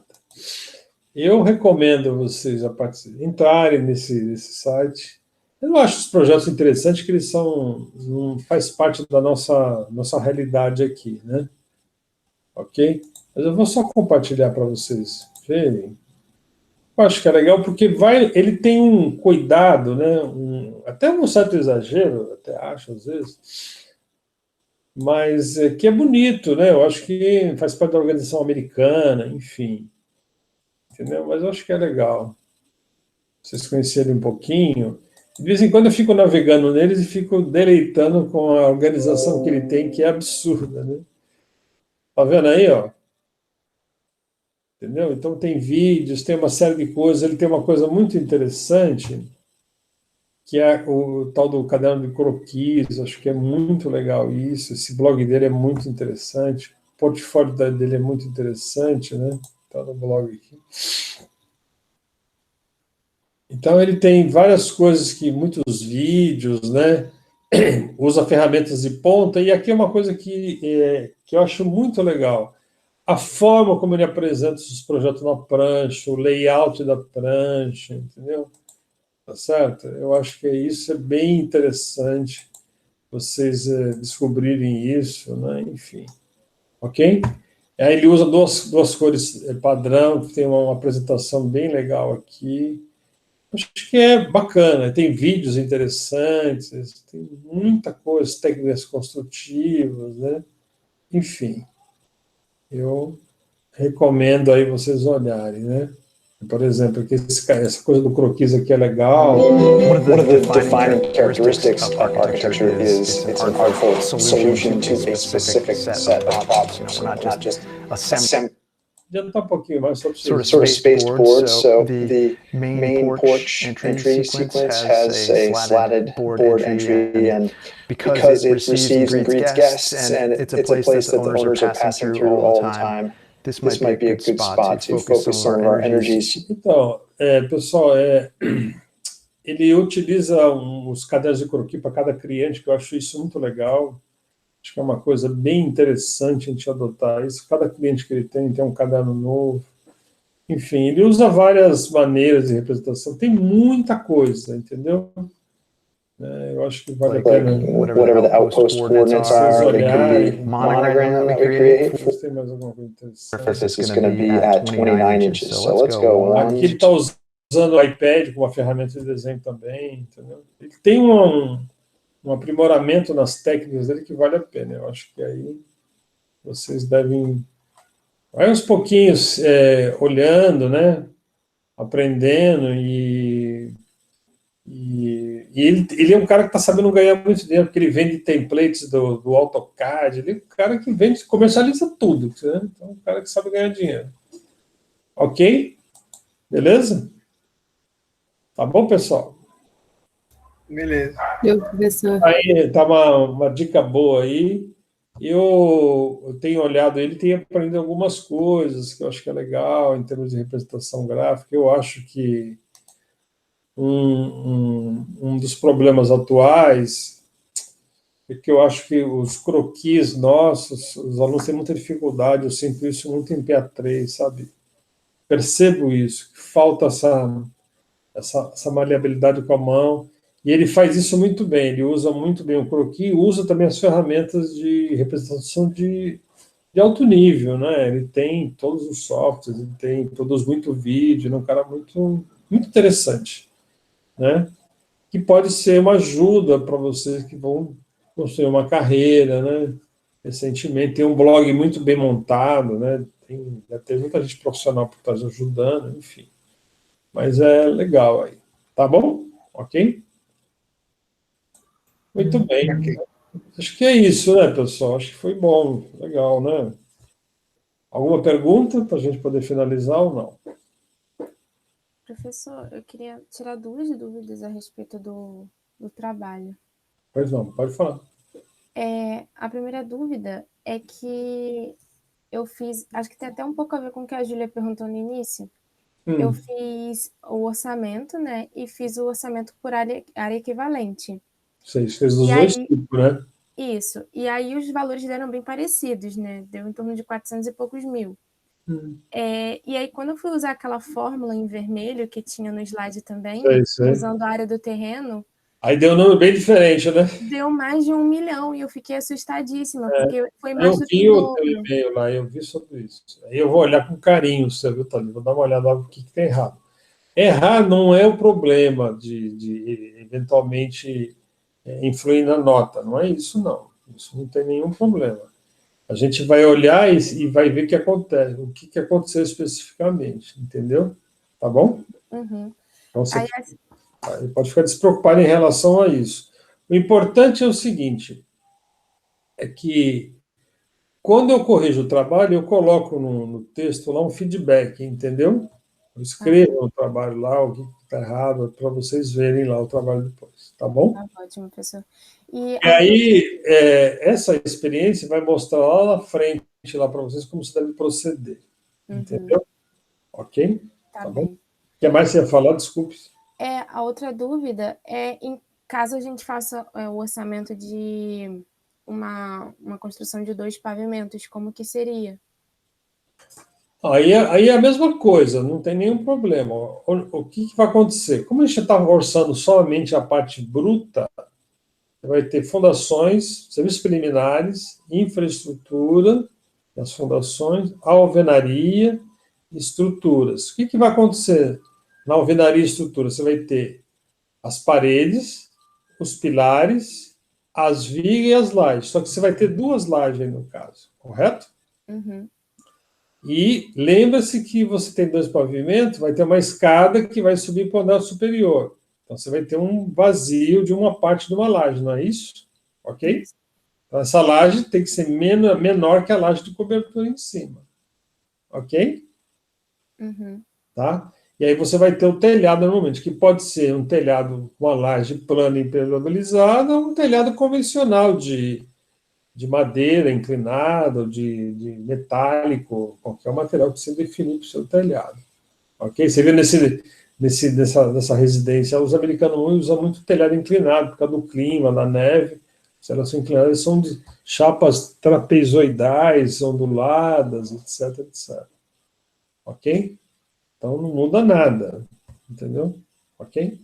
Tá, não, porque quando a gente faz orçamento, a gente leva em conta só o pavimento térreo, né? Sim. Olha só. Mas no caso aí que eu estou falando, quando você tem 2 pavimentos, a área construída vai ser dobrada. Ah, tá. Entendeu?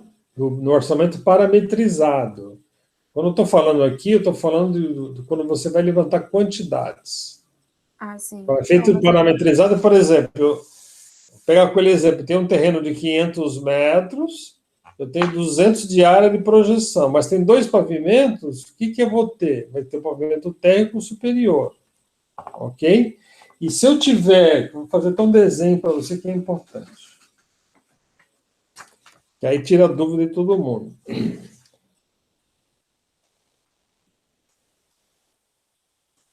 Aí eu mostro para vocês.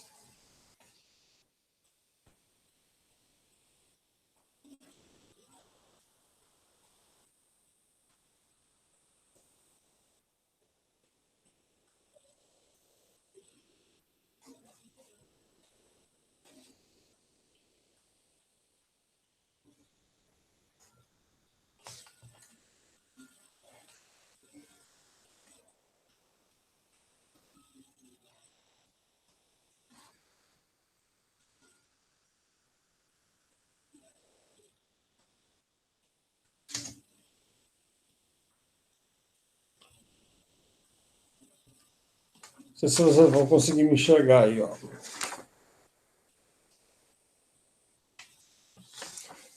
Vamos imaginar que isso aqui tenha 100 metros quadrados.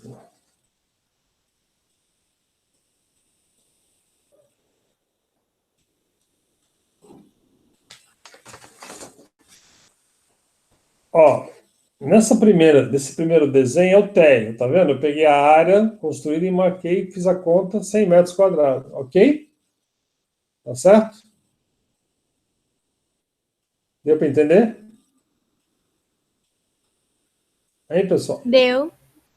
Aqui é o segundo pavimento. Tá vendo aqui, ó?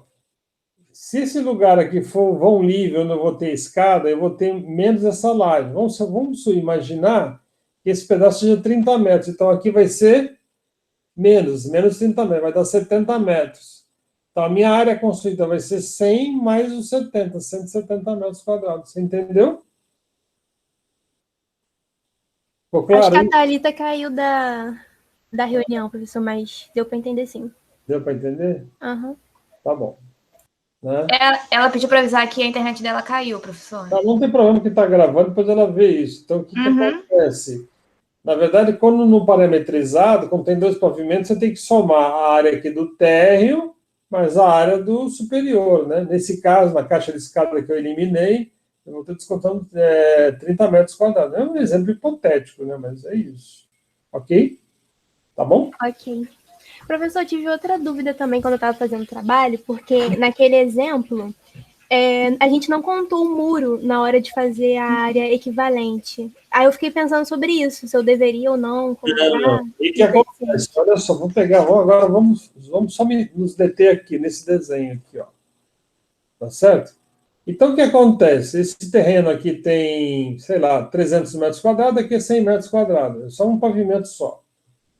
O remanescente da área aqui em volta toda, o remanescente quanto que é? Eu tenho 300 de terreno, vai ser 200 metros. Esse 200 metros aqui, você vai ter vários serviços aqui. Vai ter muro, vai ter paisagismo, vai ter, sei lá, mas você não sabe o que é ainda.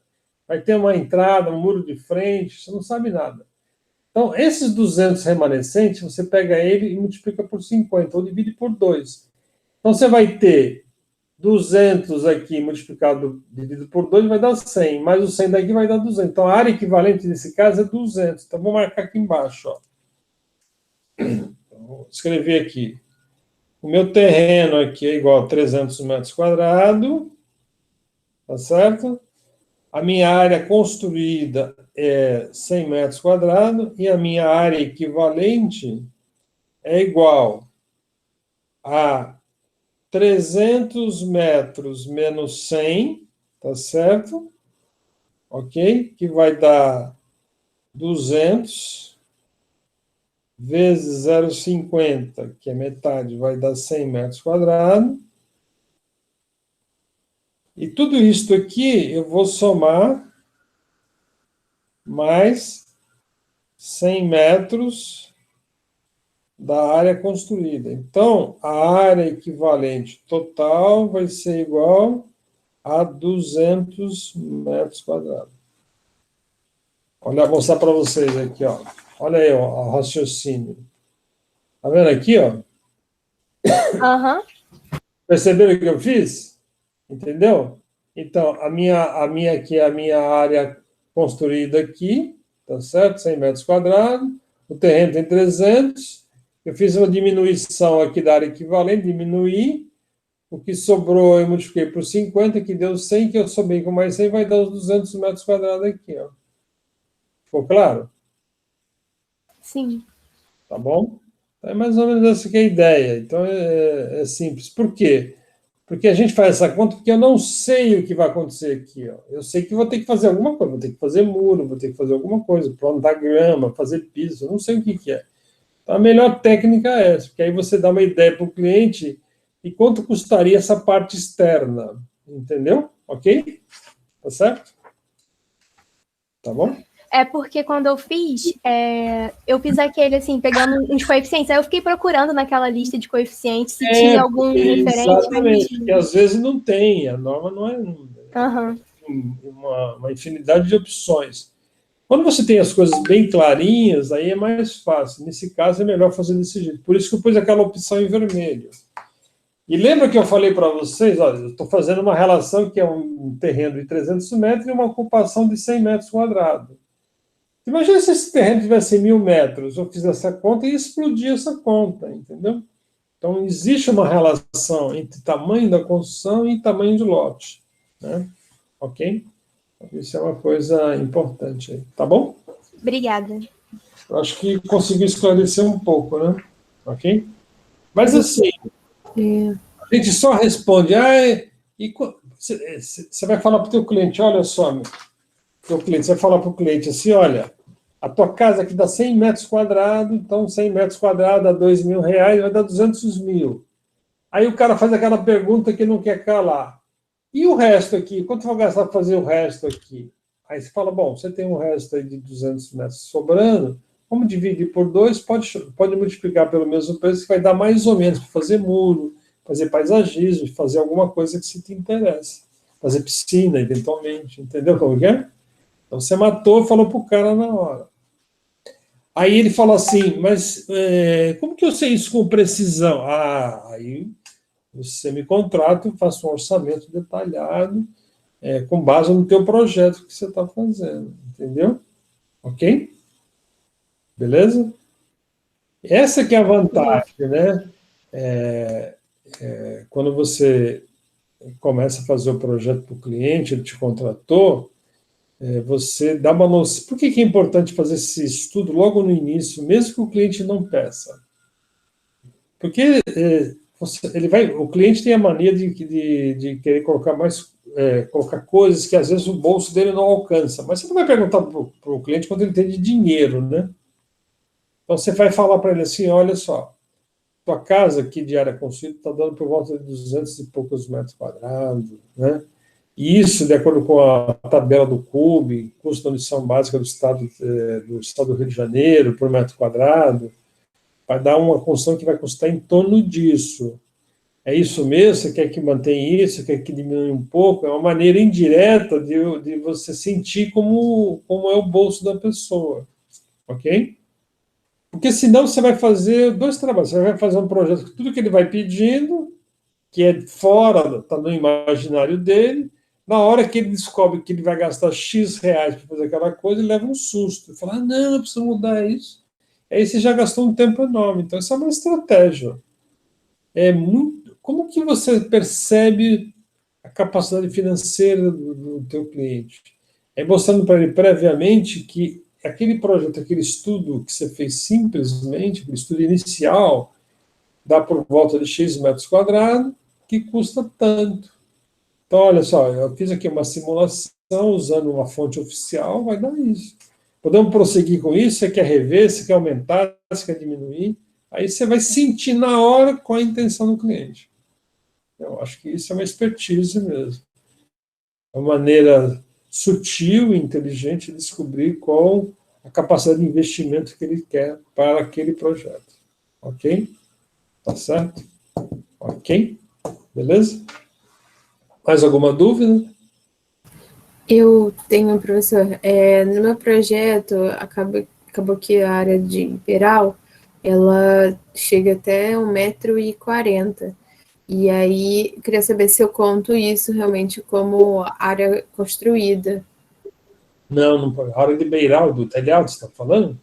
Isso, mas a projeção, né, do telhado, isso aqui é uma área utilizada, ela não tem um fechamento, mas ela é utilizada. Mas assim, é o sobrado? Tem trapo? Não. É que, na verdade, é a comunicação entre dois blocos, e aí você tem um espaço sem Então, fechamento. Você pode pegar esta área, ela deve custar alguma coisa, mas não custa a mesma coisa que uma área construída total por metro quadrado, concorda? Sim. Aí você pode ver lá naquela tabela da norma, se tem alguma coisa que se encaixa com relação a isso, entendeu?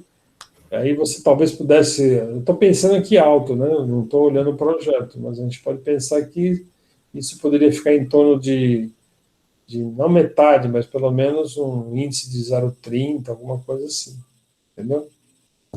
Ok? Quando você faz um pavimento simples, é 10%, 0,10. Quando você usa uma piscina, 0,30, né? Tem um índice lá.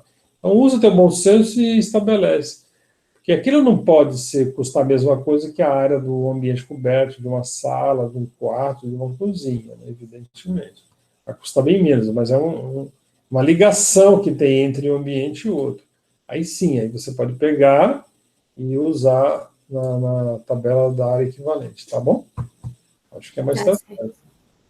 Às vezes tem muitas coisas que a gente vai usar muito bom senso, a gente vai acabando aprendendo em função dos diferentes projetos que a gente tem na mão da gente, né? Ok? Tá bom? Beleza? Mais alguma dúvida? Tá certo? Então tá bom, pessoal, olha só, eu agradeço aí, eu vou parar a interrupção. Acho que foi mandado para o DACA aí um convite para vocês participarem da apresentação da professora Ana Carmen, da chapa dela para a votação, né? Entendeu? Às vezes a chapa única não garante que a pessoa seja eleita, né? Se a maioria não quiser, não vota, aí tem uma votação mínima, né? Mas é bom ouvir o projeto da coordenadora e vocês poderem fazer perguntas, acho que isso é muito oportuno, entendeu? Tá bom? Então tá aí feito o convite aí. Professor, posso falar uma coisa rapidinho? O DACA deixou aberto uma caixinha de pergunta para quem ainda não viu no Instagram. Se alguém quiser fazer pergunta por lá, não puder participar da reunião do debate. Seria oportuno, né? Muito bom. Sim. Acho que é importante, a coordenação tem a ver diretamente com o aluno, né? Eu acho que ela está muito próximo ao aluno. E uma coisa também que eu percebo, às vezes o aluno, principalmente aconteceu na pandemia, o aluno, às vezes, se inscreveu em mais disciplina que ele tinha potencial de estar ministrando, né? Enfim, aconteceu uma coisa que alguns professores acreditavam que o projeto era impossível dar pela internet, a gente acabou fazendo e deu certo, os alunos conseguiram fazer bons trabalhos, né? Então, tudo isso é bom ter uma aproximação, uma conversa boa com a coordenação do curso, que ela organiza a vida de vocês, ajuda vocês a fluírem melhor no curso, né? Tá certo? Ok? Tá bom? Beleza? É isso. Mais alguma dúvida? Senão a gente encerra por aqui. E aí, espero vocês aí nesse debate, se vocês puderem participar, é sempre bom, né? Tá bom? Ok? Alguma coisa a mais? Ok. Tá bom, então, pessoal. Vamos despedir, então. E aí, depois eu coloco isso à disposição de vocês, esse vídeo aí. Tá bom? Legal? Ah, e outra coisa, tá correndo o UI aí, acho que o Gabriel tá trabalhando lá, né, Gabriel? Tô sim, professor. Tô com a parte de venda de ingresso. Consigo dar um cupom de desconto. Tá certo. Então tá bom. Quem quiser pode falar com o Gabriel. Eu já me inscrevi há muito tempo, né? Eu tenho assisti umas palestras aí legais. Outro dia assisti umas não muito legais, mas assim, sempre tem assim umas coisas boas, né?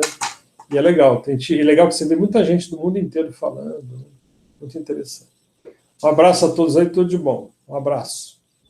Obrigada, professor. Obrigada. Tchau. Obrigada, professor. Tchau, tchau. Valeu, gente. Valeu.